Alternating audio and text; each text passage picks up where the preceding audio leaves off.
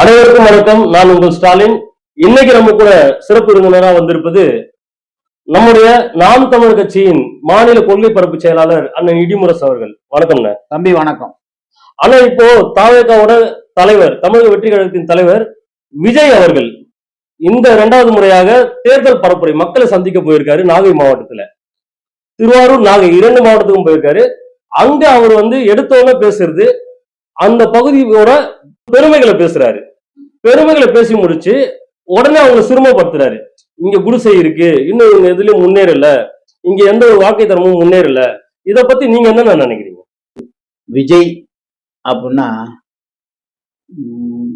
ஆரம்ப காலத்துல இருந்து 1வது படிச்சு படிப்படியா 2வது 3ஆம் வகுப்பு 4ஆம் வகுப்பு 5ஆம் வகுப்பு 6ஆம் வகுப்பு இப்படி படிச்சு வரணும். அரசியல் என்பது யாரோ ஒருவர் சொல்லி கையசைக்கிற வேலை இல்லை. அரசியல் என்பது நிர்வாக திறமை தன்னகத்தை கொண்ட ஒரு ஆள் தான் வர முடியும். தம்பி பேசுறாரு, விஜய் பேசுறாருன்னா யாரோ சொல்லி கொடுத்து பேசுறாரு. யாரோ அங்க இருக்கிறவங்க இப்படி பேசணும்னு சொல்லி கொடுக்குறாங்க. அது கூட அவர் சரியான முறையில உச்சரிக்கிறது கிடையாது ஒரு வார்த்தையை கூட. இப்போ நாகப்பட்டினம் இடத்துல எனக்கு தெரியும் ஹைட்ரோ கார்பன் எப்போ எடுக்க ஆரம்பிச்சாங்க, மீத்தேன் எடுக்க யார் கையெழுத்து போட்டாங்க, இப்போ பனங்குடியில என்ன நடந்துகிட்டு இருக்கு, எத்தனாயிரம் ஏக்கரை தமிழக மக்களிடத்துல இருந்து இந்த அரசு கைப்பற்றிருக்கு எல்லாம் தெரியும். எனக்கு நான் யாரும் சொல்லிக் கொடுக்காம கிட்டத்தட்ட ஒரு 30 ஆண்டு காலமாக நான் அரசியல் இருக்கிறேன். 15 ஆண்டு காலமாக தமிழ் தேசிய அரசியல் இருக்கிறேன். எனக்கு இந்த நாட்டு நிலைப்பாடு. தம்பிக்கு எங்க போனாலும் அங்க இருக்கிறவர்கள் எழுதி கொடுப்பதை தம்பி பேசுறாருன்னு எல்லாருக்குமே தெரியும். நான் என்ன சொல்றேன், ஒன்னே ஒண்ணுதான். உங்களுக்கு கூட்டம் வருதுங்கிறீங்க, கூட்டம் பெறலுதுங்கிறீங்க. நமிதாவுக்கு நக்மாவுக்கு கூட கூட்டம் வரும், எல்லாருக்குமே கூட்டம் வரும். இப்போ நம்ம தம்பி தலைன்னு சொல்றாங்க அஜித், அவர் இருக்கிறாரு. அப்ப நம்ம தம்பி சூர்யா அகரம் பவுண்டேஷன் நடத்தி நிறைய பிள்ளைங்களுக்கு கல்வி கற்றுக் கொடுத்து பிள்ளைங்க எல்லாமே பட்டய படி படிக்கிறாங்க. தம்பி ஏத்துக்கலாம்.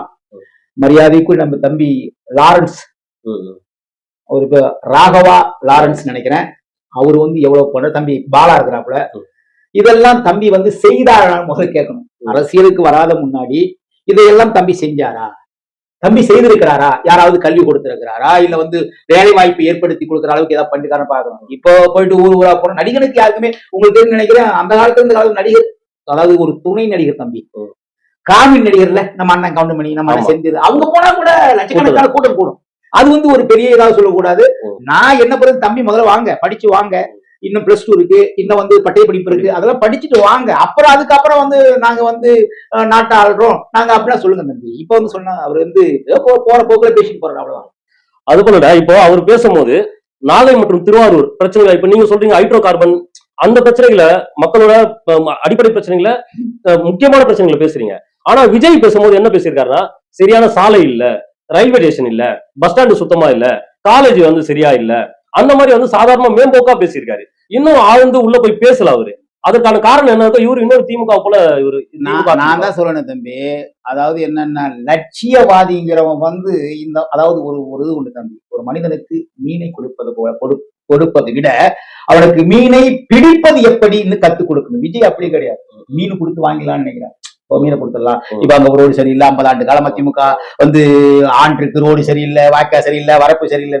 நான் என்ன சொல்றேன், எல்லாம் சரியில்லைங்கிறது எங்களுக்கு தெரியும். நீ வந்தா என்ன பண்ணுவான்னு முதல்ல சொல்லணும்ல. சாலை சரியில்லை, அப்புறம் புகை வண்டி நிலையம் இல்ல, அப்புறம் இந்த ரோடு குண்டு குழியுமா இருக்கு, இதெல்லாம் சரி. நீ இந்த மண்ணில் உன்னுடைய நிர்வாக திறமை இருந்தால், நான் வந்தா, எங்க அண்ணன் சொல்றாரு, எங்க அண்ணன் சீமான் சொல்றாரு, எல்லோருக்கும் கல்வி, கல்விக்கேற்ற வேலை, வேலைக்கேற்ற சம்பளம், அது கொண்டு வாழ்கிற பெருமை மிக்க வாழ்வு, பசி பஞ்சம் ஊழல் லஞ்சம் அடக்குமுறை ஒடுக்குமுறை சாதி இழிவு பெண்ணடிமை இது எதுவும் இல்லாத ஒரு சோசலிச குடியரசை உருவாக்கும் எங்க அண்ணன் சீமான் சொல்றாரு. நீ சொல்லிக்கிறியா இதுவரை? சொல்லு. ரோடு சரியில்லை எனக்கு தெரியும், எனக்கு தெரியாதா? ரோடு சரியில்லை, வாக்கியா சரியில்லை, வரப்பு சரியில்லை, இது ரோட்ல போறோம் எவ்வளவு சொல்லுவா. அதை நீ சொல்லிட்டு வர்ற. நீ வந்தா என்ன செய்வேன்? நான் இப்ப இவ்வளவு சொன்னேன், அண்ணன் எல்லாம் சொல்றான்னு சொன்னேன். இப்ப ஊரா இன்னொன்னு என்ன சொல்றேன்னா, அதை சொல்லிடுறேன் கொஞ்சம். மரங்களின் மாநாடு, சீமான் மரங்களின் மாநாடு நடத்துறாரு. மரங்களின் மாநாடு ஏன் நடத்துறான்னு உங்களுக்கு சிந்திப்பு திறமை இருந்தா நீங்க பேசுவீங்களா? மரங்களின் மாநாடு ஏன் நடத்துறோம், மலைகளின் மாநாடு ஏன் நடத்துறோம், மாடுகளின் மாநாடு ஏன் நடத்துறோம், இதெல்லாம் ஏன் நடத்துறோம்?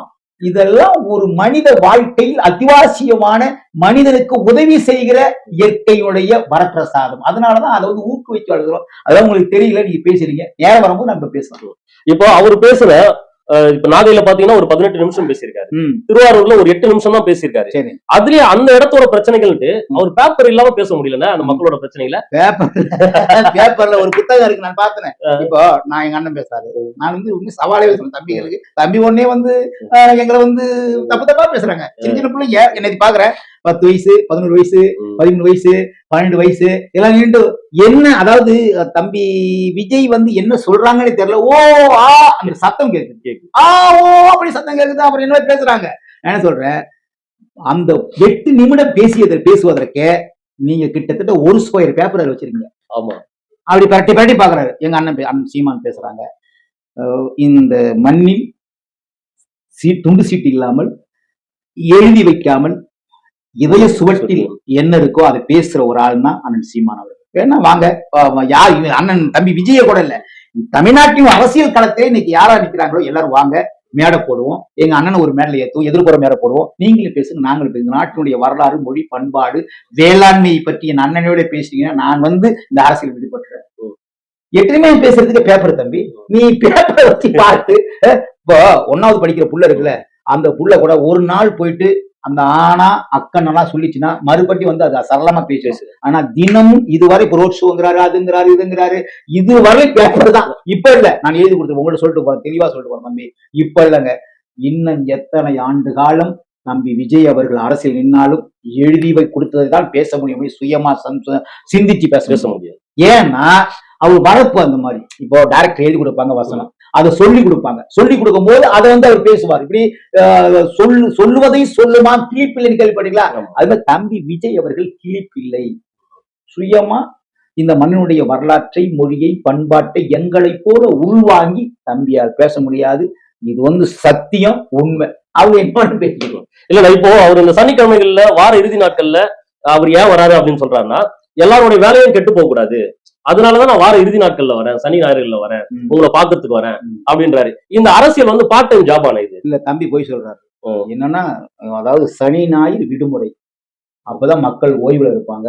நடிகர் வர்றாருங்கிற அந்த செய்தி கேட்டோன்னே போய் முகத்தை பார்க்கலாம். உங்களுக்கு தெரியும் தம்பி, நல்லா தெரியும். தம்பி வந்து ஞாயிற்றுக்கிழமை சனிக்கிழமை போறாருன்னா தம்பியுடைய சுயலாபத்துக்கு போறாரு, எல்லாம் வருவாங்க போறாரு. அது வந்து உங்களுடைய வேலை வாய்ப்பு எல்லாம் சனி ஞாயிறு யாரு வேலை செய்யலாம்? 5 நாள் வேலை செய்யறாங்க வாரத்துல, அந்த 2 நாள் வீட்டுல இருப்பாங்க நினைக்கிறேன். அப்ப நீங்க போறீங்க, அதை வந்து நீங்க வந்து மிகுமைப்படுத்தி பேசக்கூடாது, தெரியுதா? இப்ப நான் என்ன சொல்றேன்னா, உங்களை போல எத்தனையோ நான் வந்தவங்க இருக்காங்க. இப்போ தம்பி மக்கள், தமிழ்நாட்டு மக்கள் ஏமாளிகள், சொன்னோன்னே ஓட்டு போட்டுருவாங்க, நம்ம வந்தோடனே நம்ம முதலமைச்சர் ஆக்கிடுவாங்கன்னா ஏமாளிகளை தமிழ்நாட்டு மக்கள் நினைக்க கூடாது.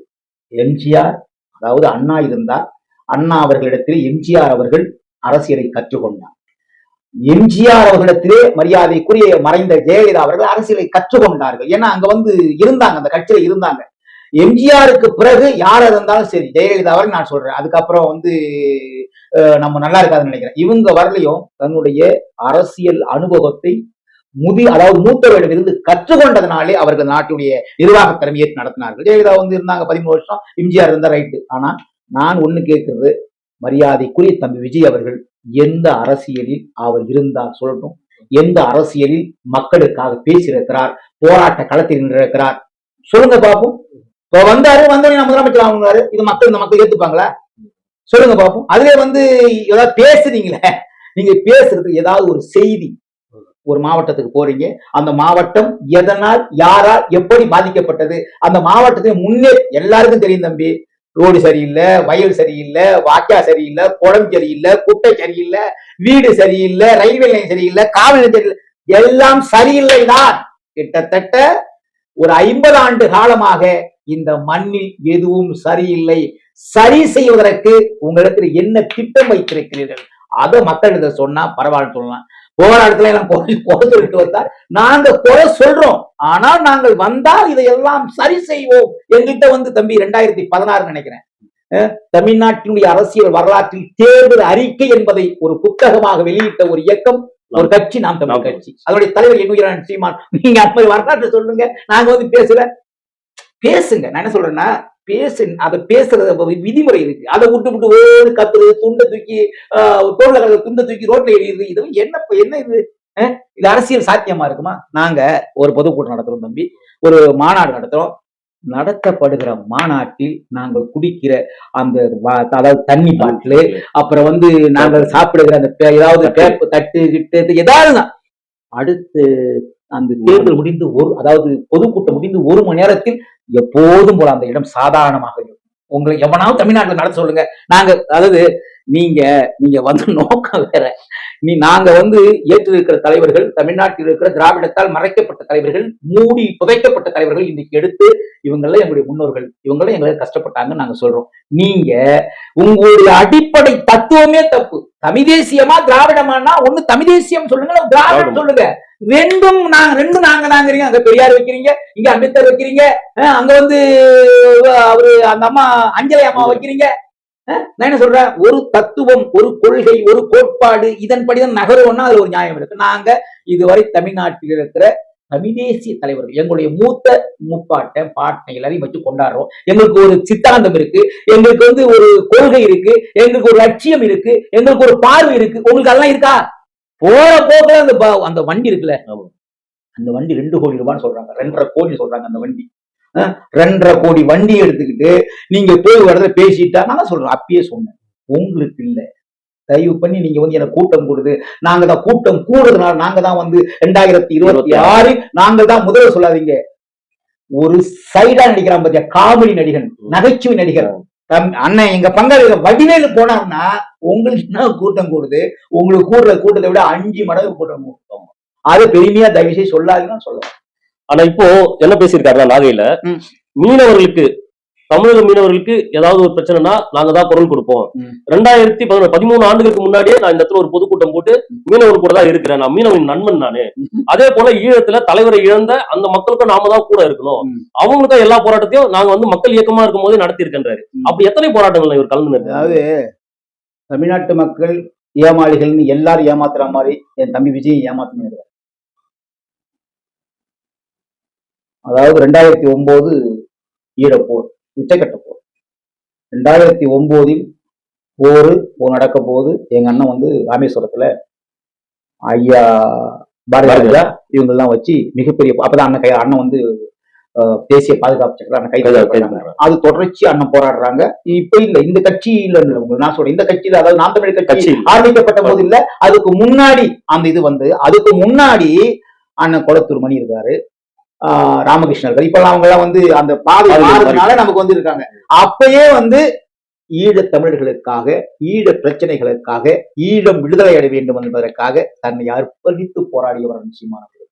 நீங்க கூட்டம் போட்டீங்க, அது பண்ணீங்க, உங்களுக்கு யாரு கைது பண்ணா உங்களுக்கு யாரு தெரியுமா? உங்களை இல்லங்க, நீ கூட்டம் எங்க யாரு அதை கூட்டம் போட்டு நீ சொன்ன நம்பிடுறதா? நான் என்ன சொல்றேன், நீங்கள் கூட்டம் நடத்தினீர்கள், உணர்ச்சி வசப்பட்டு பேசினீர்கள், வாழ்வாதாரத்திற்காக பேசினீங்கன்னா பதிவை காட்டுங்க பாப்போம். ரோட்ல போற போக்க நான் வந்து அந்த இடத்துல வந்து நான் வேலை செஞ்சு நம்பிட முடியுமா? அதனால நான் என்ன சொல்றேன்னா, நீங்க உண்மையை பேசுங்க, உறக்க பேசுங்க, சத்தியத்தை பேசுங்க. சும்மா போற போக்குல நான் வந்து 2010 எனக்கு அதெல்லாம் கூட எனக்கு ரொம்ப சிரிப்பு இல்லை தம்பி. ஒரு தலைவர் நீங்க அந்த காலத்துல பார்க்கலாம். இப்போ ஐயா மாப்பூசி ஐயா இருந்தாங்க, அவங்க பேசியதை வந்து கைகட்டி நம்பாடு கேட்பாங்க. பெரியார் பேசினாரு, அண்ணா பேசினாரு, ஐயா கலைஞர் பேசினாங்க, இப்ப அண்ணன் பேசுறாங்க, நிறைய பேர் பேசுறாங்க. எல்லாரும் பேசுறத அவங்க என்ன பேசுறாங்கன்னு சொல்லிட்டு நம்ம கேட்போம். அங்க என்னன்னா அவர் என்ன பேசுறாங்கன்னு தெரியல, கேட்கிறான். நான் என்ன சொல்றேன், தம்பிகளுக்கு என்ன சொல்றேன், நீங்க இளைய பிள்ளைங்க, நான் தெளிவா சொல்றேன், நீங்க இளைய பிள்ளைங்க, ஒரு சமுதாய விழிப்புணர்வை ஏற்படுத்தி இந்த மண்ணை பாதுகாக்குன்னு வந்தா உங்க தலைவர் என்ன சொல்றான்னு கேட்டு உள்வாங்கிக்கிட்டு இதை சொன்ன. நான் என்ன சொல்றேன், எங்க அண்ணன் எந்த மேடையில என்ன பேசுறாரு எனக்கு டேட்டை சொல்லி என்ன கேள்வி. நான் எங்க அண்ணன் இந்த மேடையில் இதை பேசலான்னு நான் சொல்றேன். நீ 2 தடவை போயிட்டு மாநாடு நடத்துறீங்களே, உங்க அண்ணன் என்ன பேசுனான்னு சொல்லிட்டு அங்க கூடி இருந்தாங்கல்ல, அங்க சொல்லுங்க. அவரே ஸ்கிரிப்ட் பார்த்து தானே பேசுறாரு. அது இல்ல அதான் சொல்றேன் நானு. அதை சொல்லுங்க. மரியாதைக்குரிய எங்க தலைவர் விஜய் அவர்கள் திருச்சி மாநாட்டில் இதை பேசினார் அப்படி சொல்லிட்டான்னா நான் சொல்றேன். அதாவது நான் என்னை இணைத்து கொண்டதில் இருந்து இதுவரை என் அண்ணன் பேசிய பொதுக்கூட்டத்துல மயிலாப்பூர்ல மாமூல் என்ன பேசினாரு நான் சொல்றேன். நான் உள்வாங்கி இருக்கிறேன், நான் சொல்றேன். அதன்படிதான் நான் பேசணும். அதை பார்க்கணும். என் அண்ணன் என்ன பேசினாரோ, இந்த மண்ணுக்கும் மக்களுக்கும் என்ன பேசினாரோ அதைத்தான் நான் பேச வேண்டும். நான் ஏன் அதை பேசணும்னா அதுல இந்த மண்ணுடைய வளர்ச்சி, மக்களுடைய மேம்பாடு இருக்கும். அதை பேசணும். நீங்க உங்க தலைவர் பேசுறதுல நீங்க எங்கிட்ட சொல்லுங்க முதல்ல. இதெல்லாம் எங்க தலைவர் வரலாற்று சிறப்பு மிக்க ஒரு பெரிய உரையை ஆற்றிருக்கிறாரு, நீங்க என்ன எப்படி பேச சொல்லுங்க, நாங்க ஏத்துக்கிறோம். ஒண்ணுமே இல்லாத ரோட் ஷோ ஒண்ணு வச்சு இருக்கிற மக்களை இதோ காட்டி ஷூட்டிங் மாதிரி காட்டி போனாக்க அதெல்லாம் அரசியல் இதுக்கு நல்லா இருக்காது தம்பி. நீங்க மறுபடியும் கேக்குறீங்க அவர் அப்படி பேச, ஒண்ணுமே பேசுங்க. நான் தம்பி விஜயை நான் பாத்துக்கிட்டு இருக்கேன். நம்ம தம்பி விஜய் கீழே வளர்ந்து வர்றக்குள்ள இப்போ என்ன பேசான்னு பாக்குற போது தம்பி அங்கிள் கூப்பிட்டா அங்கிள்ங்கிற தம்பி, அது ஒருதான் தம்பி. அங்கிள் மாமா இதுக்கா நம்ம 2 கோடி கார் எடுத்துட்டு ஊருக்கு போறேன் நான் சொல்றேன். உன்னுடைய கார் 2 கோடி ரூபாய், உனக்கு பாதுகாவலர் அந்த அந்த கேமரா இருக்குல்ல தம்பி, அது எப்படி ஒரு 25 குறுக்கு நடக்கும் என்னடா நடக்குது. நான் தம்பிக்கிட்ட ஒரு நான் எனக்கு தெரிஞ்ச வகையில் நடிச்ச பணம் ஒரு 5000 கோடி வச்சிருப்பாங்க. அந்த பணத்தை நீங்க செலவு பண்றீங்களே, தம்பி பாலா இருக்கிறா போல அப்படின்னு நல்ல பேர் KPY பாலா. அவர் பாருங்க ஒரு நாள் பேசுறாரு, எல்லாரையும் உட்கார வச்சு கேட்கறாரு. அந்த அம்மா கேட்கறாங்க, அந்த அம்மா ஒரு அம்மா குழந்தை வச்சிருக்கிறாங்க, குழந்தை வச்சுக்கிட்டு வந்திருக்கிறாங்க தம்பியோட நிகழ்வுக்கு. அம்மா குழந்தை வச்சிருக்கிறீங்கம்மா, உங்களுக்கு நான் ஒரு ஆட்டோ வாங்கி தர்றேம்மா.